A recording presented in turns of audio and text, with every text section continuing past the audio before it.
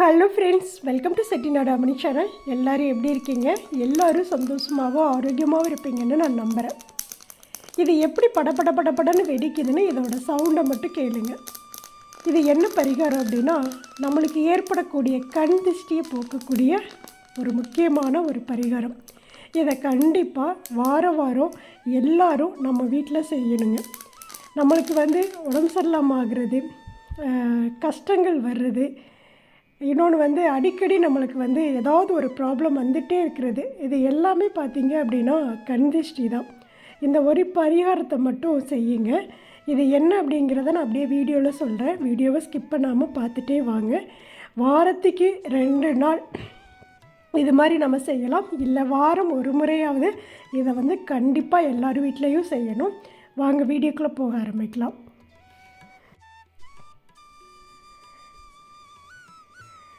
Voice கொஞ்சம் லோவாக தான் இருக்கும். இப்போ தான் அப்படியே கொஞ்சம் ரெக்கவர் ஆகிட்டுருக்கேன், அதனால் வாய்ஸ் அப்படி இருக்குது. இன்றைக்கி நான் இந்த கண் திருஷ்டி பரிகாரத்தை நம்ம வீட்டில் செஞ்சேன். ஏன் அப்படின்னா, எல்லாருமே சொன்னீங்க, அக்கா உங்களுக்கு அதீத கண் திருஷ்டி இருக்குது, கண்டிப்பாக அதுக்கான பரிகாரம் செஞ்சுக்கோங்கன்னு சொன்னீங்க.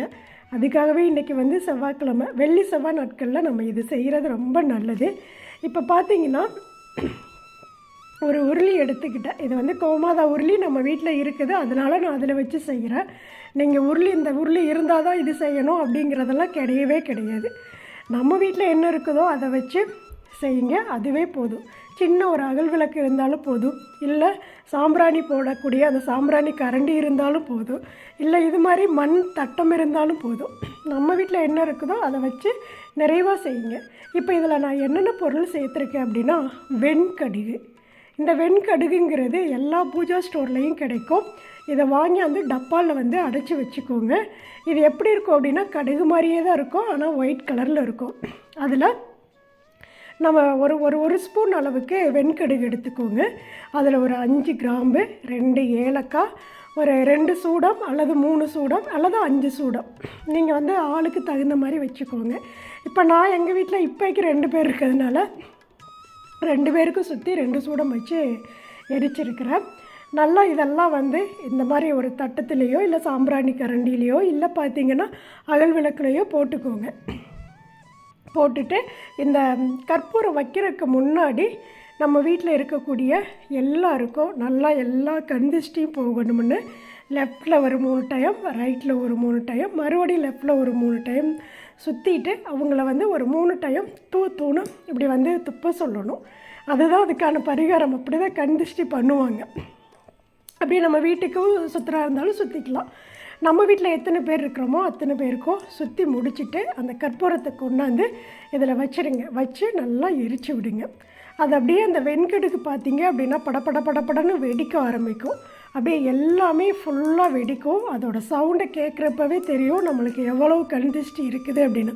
அது அந்த மாதிரி வெடிக்கணும். அந்த மாதிரி வெடித்தாதான் நம்மளுக்கு இருக்கக்கூடிய தோஷங்கள், பில்லி, சூனியம், இந்த ஏவல் இதெல்லாம் இருக்குன்னு சொல்லுவாங்கள்ல, இதெல்லாம் இந்த கண் திருஷ்டியை கண் திருஷ்டியாகவும் சேர்த்து இது அப்படியே போக்கும். அவ்வளோ சக்தி இந்த வெண்கடுகுக்கு இருக்குது. இது பைரவருக்கு உகந்தது இந்த வெண்கடுகு. அதனால் இதை நல்லா எரிச்சு விட்டுருங்க. நல்லா எரியணும். அதோட சவுண்டு நம்மளுக்கு காதில் கேட்கணும். அது பொரியிற சவுண்டு அந்தளவுக்கு பொரிஞ்சுது அப்படின்னாவே நம்மளுக்கு ஏற்படக்கூடிய எல்லா திருஷ்டிகளும் கொஞ்சம் கொஞ்சமாக அப்படியே நிவர்த்தி ஆகிரும். இந்த புகை அப்படியே வீடு முழுவதும் பரவுறப்போ எப்பேற்பட்ட நெகட்டிவ் எனர்ஜி இருந்தாலும் அதெல்லாமே நம்ம வீட்டை விட்டு வெளியேறிடும். கண்டிப்பாக இதை எல்லாருமே வாரம் ஒரு முறை செய்யுங்க. ஏன்னா நம்மளுக்கு ஏற்படுற ஒரு பெரிய ஆபத்து அப்படிங்கிறதே கண் திருஷ்டி தான். அது கண்டிப்பாக போகணும். அதனால் கண்டிப்பாக எல்லோரும் இதை செய்யுங்க. இந்த வெண்கடுகு பைரவருக்கு உரியதுனால இது எரிஞ்சு முடித்த உடனே இதை கால்படாத இடத்துல நம்ம போட்டுடணும். நம்ம வீட்டில் வச்சு செடிகள்லாம் வளர்ப்போம்ல, தொட்டி செடி, அதில் கூட நம்ம இதை போட்டுடலாம். கண்டிப்பாக இது கால்படக்கூடாது. இந்த பதிவு எல்லாருக்குமே பிடிச்சிருக்கும் அப்படின்னு நான் நினைக்கிறேன். பிடிச்சிருந்ததுன்னா செட்டிநாடு அம்மணி சேனலை சப்ஸ்கிரைப் பண்ணிக்கோங்க. எல்லாருக்குமே இதை ஷேர் பண்ணுங்கள். எல்லோரும் தெரிஞ்சுக்கட்டும்.